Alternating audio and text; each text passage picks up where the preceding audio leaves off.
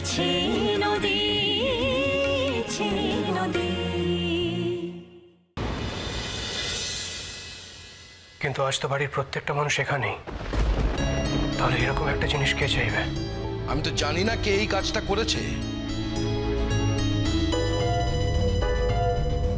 যদি জানতাম, হিড় হিড় করে টানতে টানতে আমি পুলিশের কাছে গিয়ে জমা করে দিতাম, সে যেই হোক না কেন।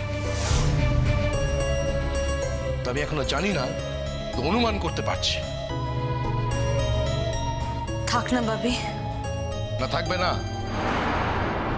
কেন থাকবে? তুমি এখনো থাকতে বলছো? এই ঘটনাটাতে তো তুমি মরেও যেতে পারতে। তখনও কি আমি চুপ করে থাকতাম? এক্স্যাক্টলি কি হয়েছে তুমি কি আমাকে বলবে মেঘলা? না, তুমি না বললেও আমি জেনে নেব মেঘলা। যে করে হোক জেনে নেব।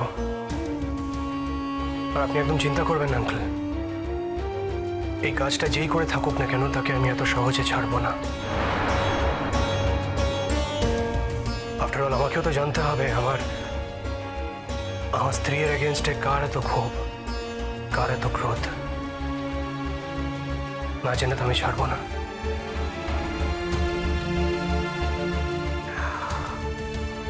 আঙ্কেল, আমি কিন্তু দিনের পর দিন মেঘলাকে বলেছি যে আমরা দুজনে এই বাড়ি থেকে আলাদা কোথাও গিয়ে থাকবো। এই বাড়িতে আমরা থাকবো না। আপনার কাছেই তো দাঁড়িয়ে আছে, জিজ্ঞেস করে দেখুন। আমার এতবার রিকোয়েস্ট করার পরেও কিন্তু ও রাজি হয়নি। সেটা না হওয়ারই কথা। আমি আমার মেয়েকে সেই শিক্ষা দিইনি। অদ্রিজা করেছে এটা? মেঘলা অদ্রিজা কি এটা করেছে? এটাই তো আমার একমাত্র লজ্জা, যে মেঘলাকে আমার মেয়ের কাছে বারবার অত্যাচারিত হতে হয়,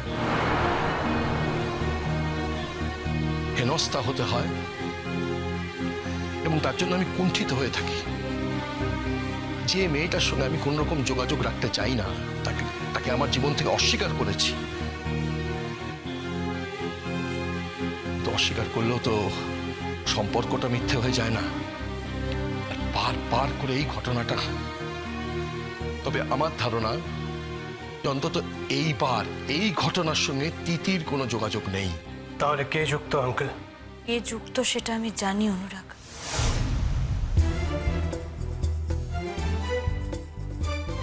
কিন্তু তখন আমি ব্যস্ত ছিলাম বলেই এটা নিয়ে কিছু বলিনি। তবে বাবি আমাকে ছোটবেলা থেকে শিখিয়েছে, অন্যায় যে করে আর অন্যায় যে সহে